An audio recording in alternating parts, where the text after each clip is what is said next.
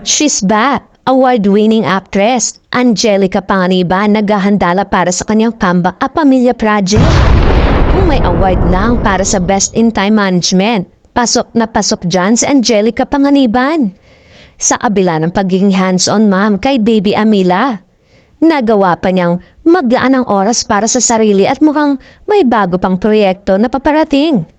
Sa kanyang Instagram story, nag-share ng fresh selfie si Angelica. Fulfillment na nakapaghatid sundo sa anak at nakapag-pilates in between. Now off to a very exciting meeting. Mukhang may malaking ganap na paparating dahil sa cryptic caption ni Angelica. Marami ang nanghula kung ano ba ito. May bagong endorsement na ba siyang isi-seal the deal? O baka naman bumalik na siya sa paggawa ng pelikula? TV cam ba kaya ito sa ABS-CBN? Kung ano man yan, sure na exciting ito. Alam naman ang lahat na Angelica's Angelica.